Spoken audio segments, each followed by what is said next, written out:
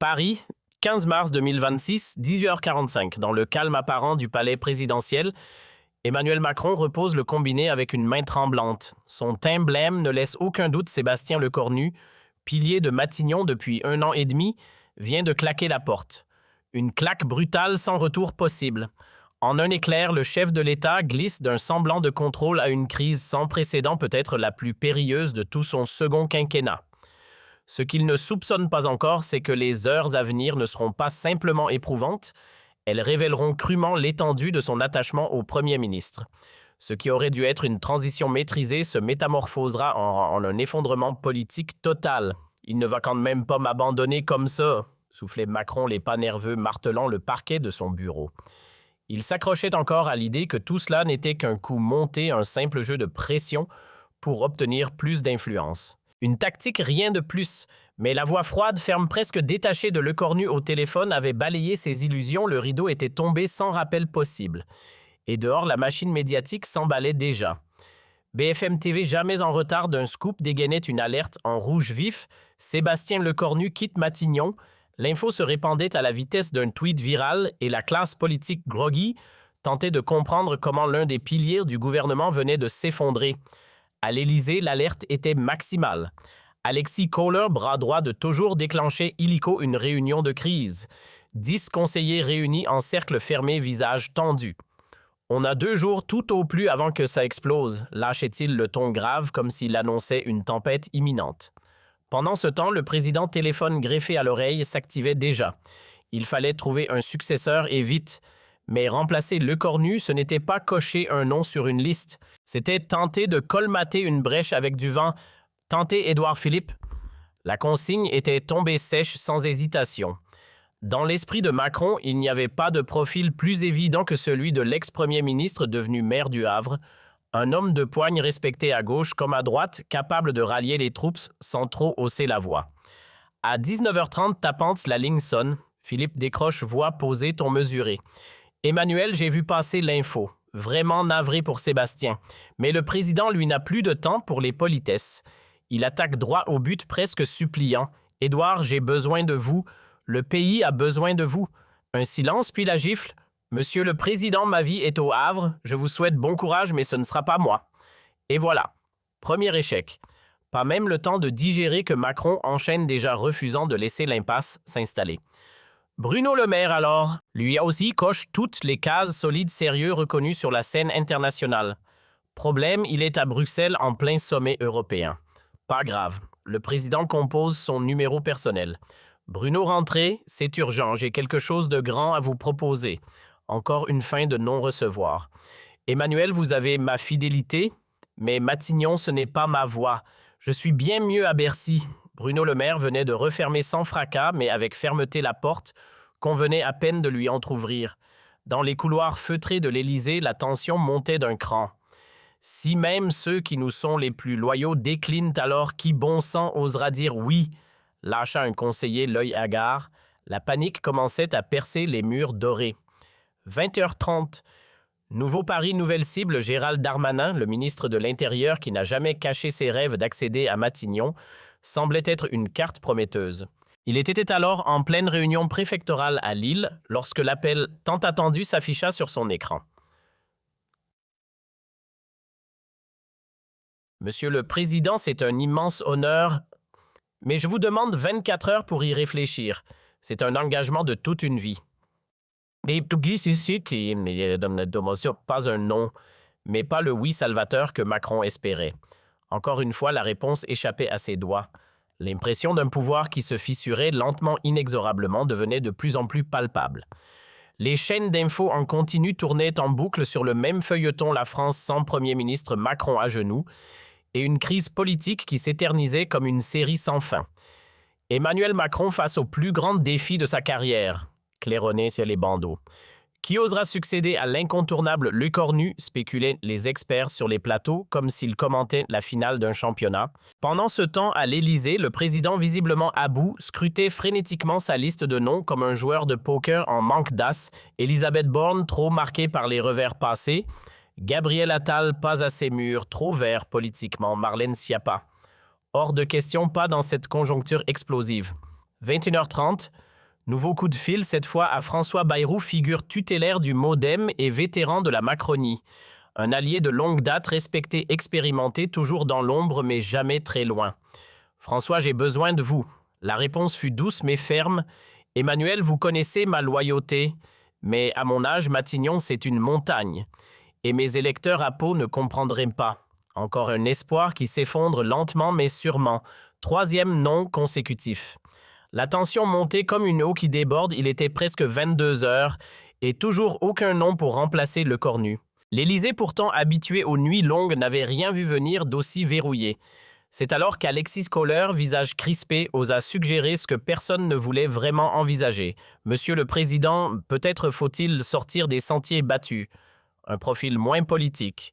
Un haut fonctionnaire, un technicien pur. » À 22h15, nouvelle tentative. Macron décroche son téléphone et compose le numéro de Jean Castex. L'ancien chef du gouvernement redevenu maire de Prades connaissait déjà les couloirs de Matignon.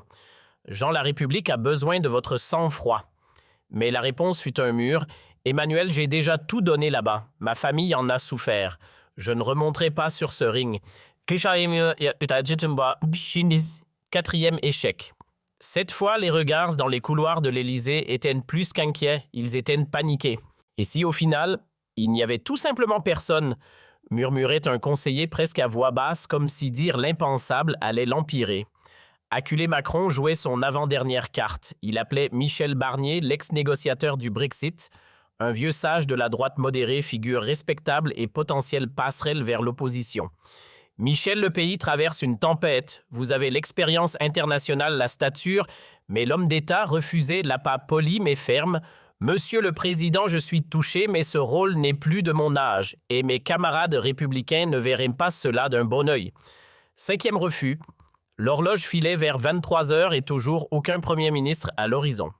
Macron était seul face à l'impasse. Sur les réseaux, c'était l'embrasement total. Twitter devenait un champ de bataille numérique où le hashtag #MacronEnPanique caracolait en tête des tendances. La classe politique d'opposition, elle flairait l'aubaine comme des requins sentant le sang. Marine Le Pen tirait la première, Macron réalise enfin qu'il n'a plus personne derrière lui. Jean-Luc Mélenchon, toujours prompt à charger, ajoutait « Personne ne veut porter le fardeau de ses échecs ». Et un troisième plus caustique encore assénait le coup de grâce. Le roi est nu en quête frénétique de sujets dociles, mais qui voudraient hériter d'un royaume en ruine. À 23h30, retour dans l'antre du pouvoir. Macron épuisé s'affale dans son fauteuil comme un boxeur sonné au 12e round. « Comment a-t-on pu en arriver là ?» murmure-t-il à Kohler désemparé. Sébastien était notre colonne vertébrale, sans lui on tient à peine debout. Ce constat brutal en disait long. En à peine 1 an et demi, le Cornu avait colonisé tous les leviers de l'État, gestion des crises, négociations politiques, pilotage des dossiers sensibles. Son absence n'était pas une brèche, c'était un gouffre. Minuit sonnait quand Macron tenta un ultime coup de fil. Catherine Vautrin, expérimentée, posée familière des rouages de la République. Catherine, vous cochez toutes les cases, nationales, locales respectées. Mais la réponse fut douce et définitive. Je vous suis reconnaissante, Monsieur le Président. Mais Matignon, c'est au-dessus de mes forces. Je n'en ai pas les épaules. 6e porte fermée, une de plus. Et cette fois, la nuit ne faisait que commencer. Une nuit lourde, pleine de silence gênant, de regards fuyants et d'un président à court de solutions. À 00h30, vidé les traits tirés, Macron finit par murmurer presque pour lui-même « On reprendra demain matin. Il doit bien y avoir quelqu'un qui dira oui. » Mais le sommeil lui restait aux abonnés absents. Allongé sans repos, il revoyait les mois passés avec le Cornu, comme on repasse un film qu'on ne veut pas oublier. Les crises surmontées ensemble, les compromis arrachés au chaos et cette étrange alchimie née entre les deux hommes plus que de la politique, presque une alliance vitale. À 1h pile, incapable de rester inactif, Macron était déjà debout, le regard rivé aux unes des journaux du matin. Tout s'affichait en gras l'humiliation du moment. Premier ministre recherché désespérément. L'Élysée vacille. Qui osera s'asseoir à Matignon? Et comme si cela ne suffisait pas, un conseiller visiblement inquiet lâchait la nouvelle qui fait mal. Les marchés commencent à trembler. L'euro glisse face au dollar. On doit stopper l'hémorragie avant qu'il ne soit trop tard. 07h30. Le téléphone de l'Élysée recommençait à chauffer. Macron, à court d'options, grattait désormais le fond du tiroir. Il élargissait sa quête à des profils inattendus, ceux qu'on ne voyait jamais venir dans les plans A, ni même dans les plans B. Stéphane Travert, ex-ministre de l'Agriculture. Jacqueline Gouraud, ancienne ministre des Territoires. Et dans un geste presque désespéré, Marlène Schiappa, malgré les objections répétées des conseillers, tous sans exception, déclinaient, avec courtoisie certes, mais avec une clarté implacable. Car comment séduire des candidats potentiels quand le poste lui-même semble maudit? Le chaos gouvernemental, les sondages en chute libre, l'image d'un président isolé, même les plus ambitieux préféraient ne pas jouer leur avenir politique à la roulette russe. 014. Le couperet tombait dans l'esprit du chef de l'État. L'idée même qu'aucun nom ne veuille apparaître à côté du sien dans l'organigramme gouvernemental devenait soudain réelle. Personne ne voulait succéder à Sébastien Lecornu, personne. Et c'est là, dans un silence gêné, qu'un conseiller osa briser le tabou d'une voix presque inaudible. « Monsieur le Président, et si nous rappelions Sébastien, peut-être qu'il changerait d'avis ?» La proposition avait fusé comme un murmure dans la pièce, mais son impact fut brutal. Un silence épais tomba immédiatement sur la salle, comme si l'air lui-même avait été suspendu. Revenir vers Lecornu après une nuit entière de refus et de rebondissements, c'était plus qu'un aveu d'échec. C'était gravé dans le marbre cette vérité dérangeante: sans son premier ministre, le président n'était plus qu'un roi sans sceptre. 08h30, l'heure où l'orgueil céda le pas à la lucidité. Macron, le regard perdu, murmurait à peine. « Appelez Sébastien. » Alexis Kohler, surpris, tenta une ultime vérification, la voix empreinte d'hésitation. « Vous êtes sûr, monsieur le président? Si cela s'ébruite... » Mais le ton changea net sans appel. « Faites-le, maintenant. » Est, au bout du fil, une voix familière presque attendue. « Bonjour Emmanuel. Sébastien, il faut qu'on reparle de cette démission. Il doit bien exister un terrain d'entente. Emmanuel, tout a déjà été dit. Ma décision est ferme, vous le savez depuis hier soir. Écoutez, la situation m'a ouvert les yeux. La France ne peut pas se passer de vous. Moi non plus. » Pour la toute première fois depuis qu'il avait franchi les grilles de l'Élysée, Emmanuel Macron s'était résolu à supplier un membre de son propre camp, un échange tendu chargé d'émotions qui s'étira au fil des minutes. Il enchaînait les arguments comme des bouées de sauvetage: stabilité du pays, cohésion gouvernementale, urgence à traiter. Rien n'était trop gros pour tenter de le retenir. « Voilà un aveu », lança Lecornu d'un ton sec. « Vous me demandez de renier une décision mûrement réfléchie. Il faudrait des garanties, des changements profonds dans notre manière de gouverner. » C'était une minuscule fissure dans la carapace, mais une fissure quand même. « Dites-moi ce qu'il faut changer, Sébastien. » « Tout. On changera tout. » C'en était fait, le président capitulait. Ce n'était plus une discussion, mais une reddition en bonne et due forme. Lecornu, désormais en position de force, posait ses conditions une à une: liberté de composer son équipe, droit de veto sur certains dossiers et surtout plus jamais être contredit en public. « C'est entendu, » répondit Macron sans attendre. « Tu auras carte blanche. Je vais y penser. » Finit par lâcher Lecornu d'un ton calculé. « Accordez-moi quelques heures. » Un simple délai, mais pour Macron, cela sonnait déjà comme une victoire. 13 heures qu'il pataugeait dans l'incertitude et enfin une éclaircie. À l'Élysée, le soulagement suintait dans chaque recoin. « Il va revenir », soufflaient les conseillers, mi-soulagés, mi-hallucinés. Il ne peut pas vraiment abandonner le président dans ce chaos. Mais très vite, l'espoir se transforma en attente pesante. Lecornu, désormais parfaitement conscient de son ascendant, laissait monter la tension. Il savourait ce pouvoir nouveau, cette emprise douce et silencieuse. Macron, fébrile, retentait un appel. « Alors, Sébastien, une décision. J'y pense encore, Emmanuel. Ce n'est pas un choix qu'on prend à la légère. » 12h30. Les rédactions sentaient le vent tourner. BFM TV lâchait l'info avec sa solennité habituelle. D'après nos sources, des discussions seraient en cours entre l'Élysée et M. Lecornu. Macron, pour la troisième fois, reprenait son téléphone. « Sébastien, les marchés tangent, l'opposition frappe fort. On a besoin de vous. Je ne reviendrai que selon mes règles, fini les humiliations publiques et plus jamais une décision sans mon feu vert. C'est promis. » « Tu auras carte blanche » répondit Macron, presque soulagé d'avoir trouvé son sauveur, même si le prix était sa propre autorité. 13h30. Très bien, finit par céder le cornu. Je retire ma démission, mais n'oubliez pas, tout ce qu'on a convenu reste valable. Et là, c'est tout le système politique français qui vacille. En moins d'une journée, l'homme qui avait claqué la porte avec fracas revenait s'asseoir dans le fauteuil de Matignon cette fois, avec les clés du camion. L'Élysée officialisait aussitôt le tremblement de terre. Monsieur Sébastien Lecornu renonce à sa démission et reprend ses fonctions de Premier ministre. L'annonce explosa comme une grenade dans l'arène médiatique. Sur X, ex-Twitter, les commentaires fusaient à la vitesse de la lumière.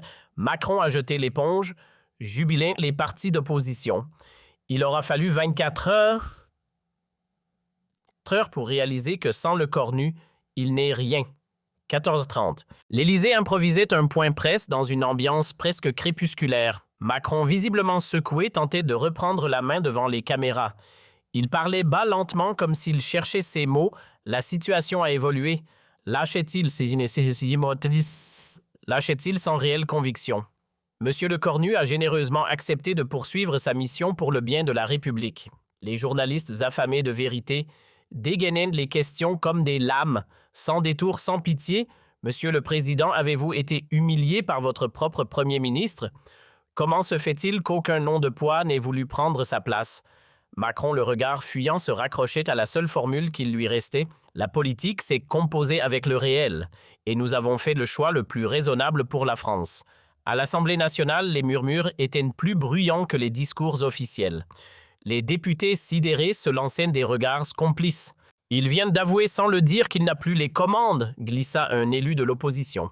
C'est officiel, le président est désolé. Mais il est désormais sous tutelle de Matignon. 15h30. Show symbolique devant Matignon. Lecornu réapparaît comme un empereur rentrant d'exil. Les caméras crépitent, les micros tendus attendent un mot.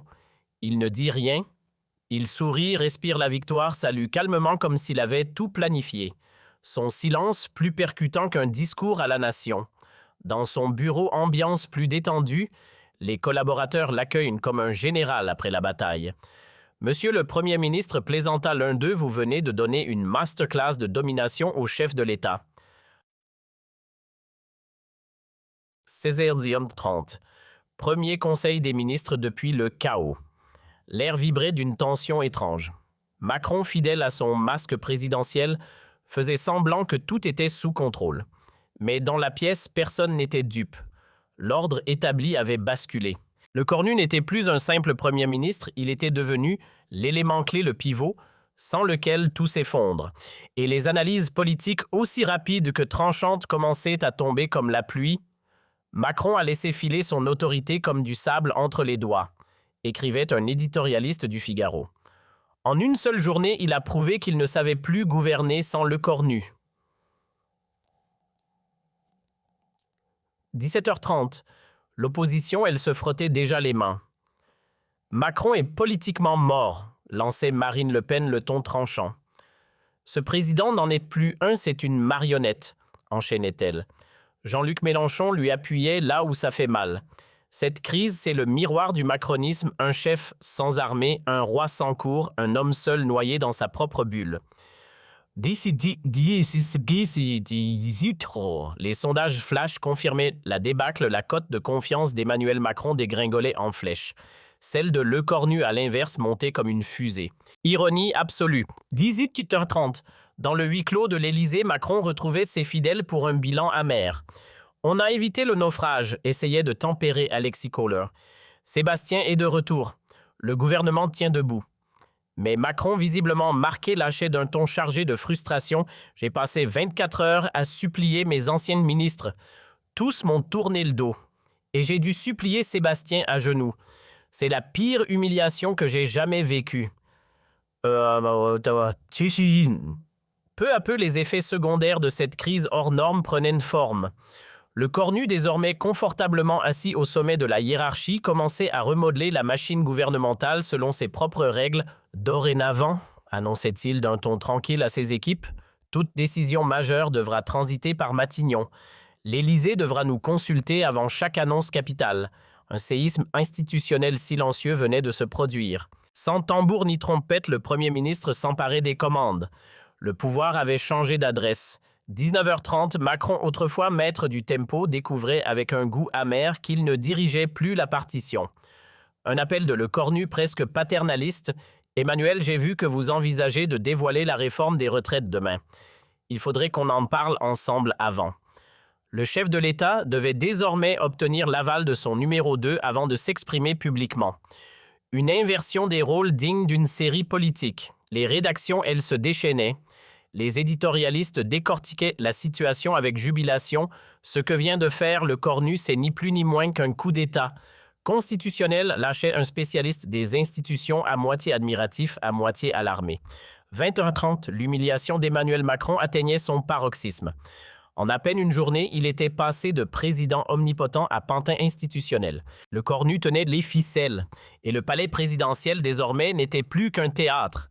Ce soir-là, allongé dans son lit, les yeux rivés au plafond, Emmanuel Macron réalisait l'étendue du désastre. Il avait pensé écarter Le Cornu. Mais au bout du compte, c'était Le Cornu qui avait pris les rênes. Et lui, le chef d'État, s'était contenté de signer le pacte. Ce qu'on appellera bientôt les 24 heures les plus humiliantes de la vieille République restera dans les manuels un président contraint de mendier le retour de son premier ministre, transformé en patron officieux de la République.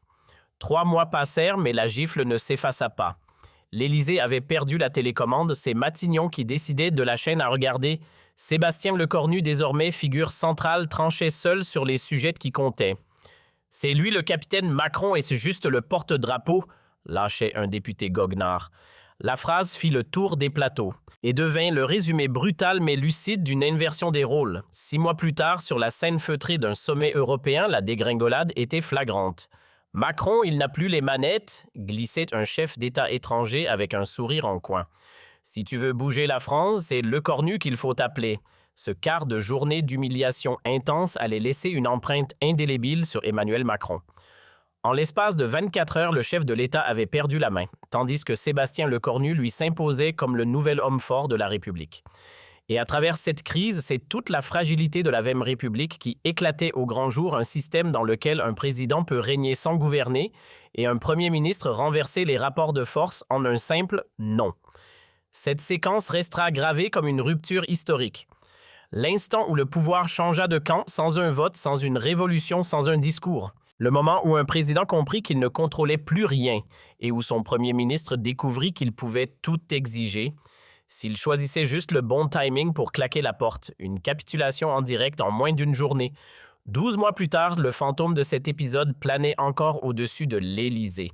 Macron n'en parlait presque jamais, mais ceux qui l'approchaient savaient qu'il ne s'en était jamais remis. Ce n'était pas qu'une impression. Depuis ce naufrage politique, le comportement d'Emmanuel Macron avait radicalement changé. Fini le chef impulsif sûr de lui qui décidait seul sur un coup de tête. Désormais, chaque initiative d'envergure était soumise à l'aval de Le Cornu. « Il redoute de le froisser », glissait un ministre mi-amusé, mi-inquiet. Le président avançait à pas feutrés comme si une nouvelle explosion lécornienne pouvait survenir à tout moment. Il ne dirigeait plus, il gérait une cohabitation invisible. Ce renversement subtil mais brutal chamboulait les codes sacro-saints de la vieille République. Là où le président était censé régner, c'était désormais son premier ministre qui fixait la ligne. L'ombre s'était déplacée. Le Cornu n'était plus un collaborateur, il était devenu le maître d'orchestre, tandis que Macron faisait office de soliste timide. C'est Le Cornu qui pilote, Macron qui suit la partition, ironisait un élu de l'opposition. Et cette formule mordante reprise à l'envi avait fini par s'inscrire sur tous les murs du Parlement. L'onde de choc ne s'était pas arrêtée aux frontières de l'Hexagone. 6 mois plus tard, au sommet du G7 en Italie, les autres chefs d'État observaient avec curiosité ce nouveau Macron visiblement amoindri. Il n'était plus lui-même, confiait Joe Biden à ses proches. À chaque intervention, le président français jetait un œil furtif à son smartphone, sans doute pour vérifier si Le Cornu approuvait. Même Angela Merkel, pourtant peu friande des ragots diplomatiques, aurait soufflé discrètement. Il a changé. Cette tempête politique l'a ébranlé dans ses fondations. Les signaux venus de l'étranger étaient sans appel. L'épisode avait largement dépassé le cadre hexagonal. L'affaiblissement du président français se lisait désormais à l'international et avec lui, le prestige de la France en prenait un coup. Quand un chef d'État dépend de son premier ministre pour gouverner, ce n'est pas seulement un homme qui vacille, c'est tout un pays qui perd du poids, résumait lucidement un diplomate européen. De l'autre côté de l'échiquier, Sébastien Lecornu sortait grandi de la tempête. La crise avait mis en lumière un stratège d'une redoutable précision. En moins d'une journée, il avait réussi, là où peu osent s'aventurer, renverser totalement le rapport de force avec l'Élysée. Sébastien a livré une véritable démonstration de stratégie, confiait admiratif un ancien chef de gouvernement. Il avait fait passer un message simple mais implacable à Macron, sans lui rien ne tenait. Désormais, il gouvernait avec une autorité rare, presque inédite à Matignon.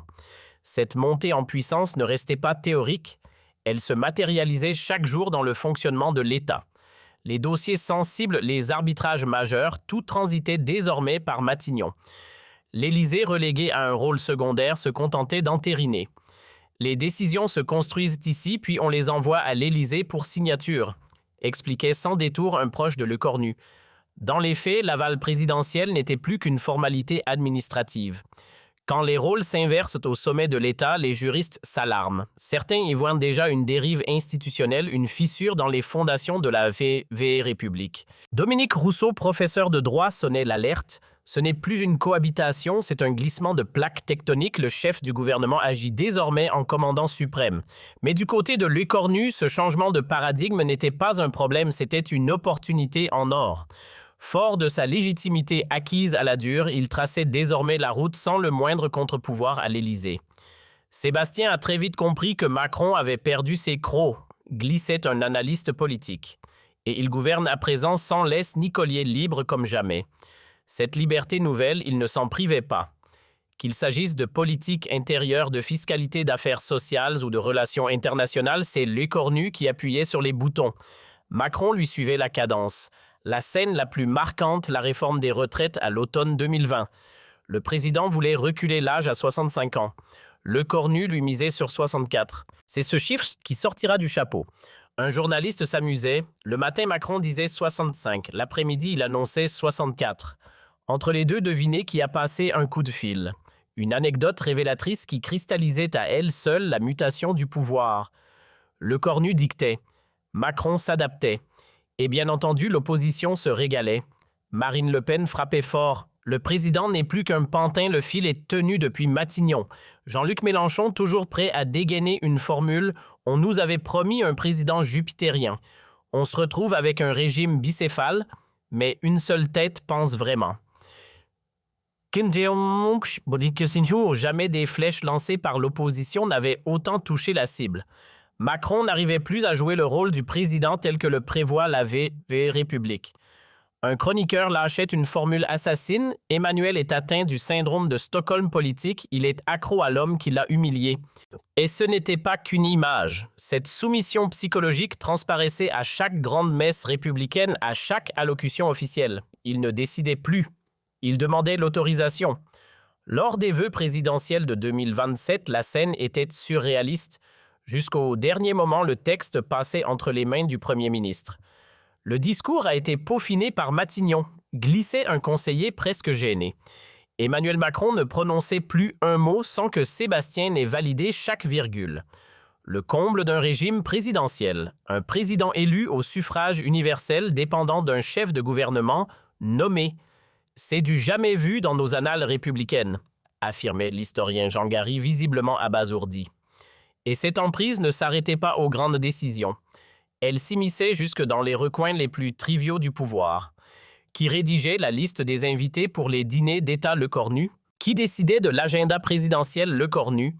Qui disait oui ou non au voyage diplomatique? Encore lui, un huissier de l'Élysée en témoignait presque à voix basse. Tout passe par Matignon. Même les menus du palais doivent être tamponnés par Sébastien. À ce niveau-là, on ne parle plus de collaboration, mais de règne officieux. Rien n'échappait à l'œil vigilant de Sébastien Lecornu. De la température du café présidentiel au nom sur la liste des invités, tout passait sous sa loupe. Cette obsession du moindre détail révélait l'ampleur de la mainmise du Premier ministre sur la machine élyséenne. Dans l'ombre du palais, les piliers de la Macronie historique, Kohler et Mélien Ndiaye, tiraient la sonnette d'alarme. Leurs regards se croisaient inquiets. « Il n'est plus le même », murmurait l'un d'eux presque peiné. Depuis cette claque monumentale, Emmanuel doute de tout, même de nous. Le roi était nu, et pire, il le savait. Ce climat de suspicion permanente avait figé l'Élysée dans une torpeur décisionnelle. Le Macron d'hier impulsif, audacieux, tranchant dans le vif, s'était effacé. À sa place, un président hésitant, paralysé à l'idée de faire le mauvais choix.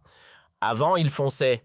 Maintenant, il pèse chaque virgule, glissait un ministre, un brin moqueur. Et pendant qu'Emmanuel tergiversait, Sébastien décidait.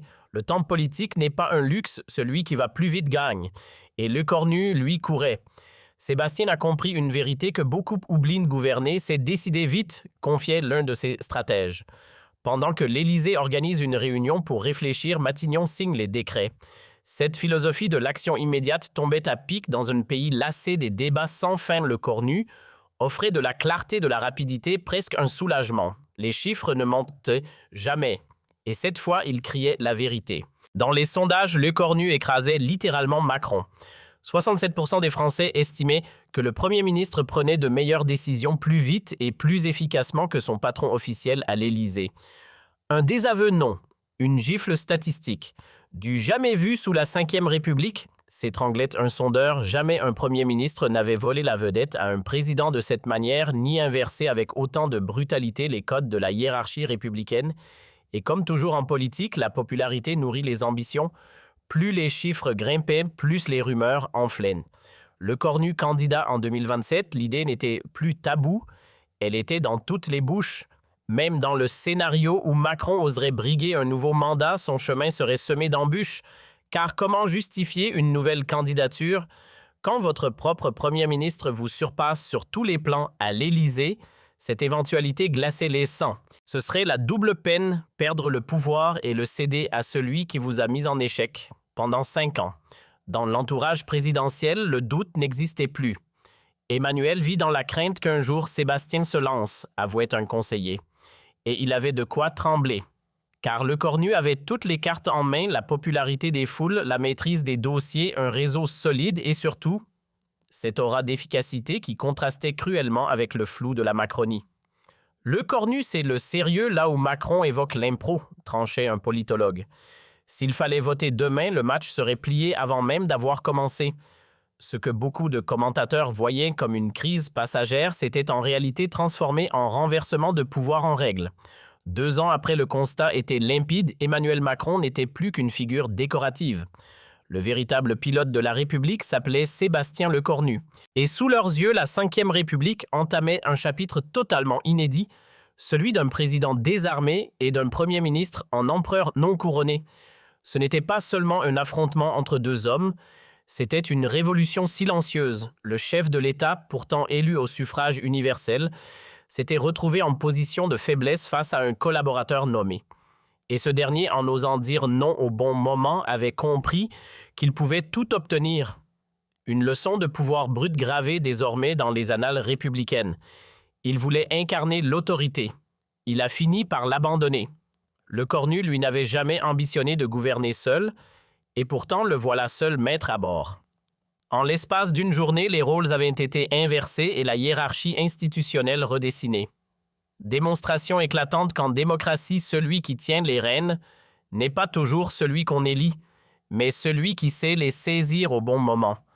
Mars 2028. Nouveau rebondissement, un ancien proche de Matignon balance un pavé dans la mare. Jean-Baptiste Moreau publie « Dans l'ombre du pouvoir est faite une révélation explosive, la démission de Lecornu mise en scène planifiée, tout aurait été orchestré. L'objectif, tester la dépendance de Macron et prendre le contrôle sans passer par les urnes. La révélation avait l'effet d'un uppercut en pleine campagne présidentielle. Les enquêteurs déterraient des bandes audio accablantes. On y entendait Lecornu sans filtre confier « Emmanuel est fragile. Je le pousse dans ses retranchements et il craque. Toujours. » Ce n'était plus de la stratégie. C'était du cynisme brut. Un premier ministre prêt à exploiter l'instabilité psychologique de son président pour prendre l'ascendant. L'opinion choquée découvrait non pas un homme d'État, mais un maître de la manipulation froide. Lecornu s'effondrait dans les sondages, 15 points en 2 semaines. À l'inverse, Macron bénéficiait d'un regain de sympathie. Victime d'une trahison intérieure, Mai 2028, l'Élysée devient le théâtre d'un face-à-face explosif. Et Lecornu, cette fois, dépose sa démission. Définitive, son remplaçant Gabriel Attal devient le symbole d'un retour à l'ordre républicain. La parenthèse d'un pouvoir manipulé se referme. Macron a repris les commandes, officiellement du moins.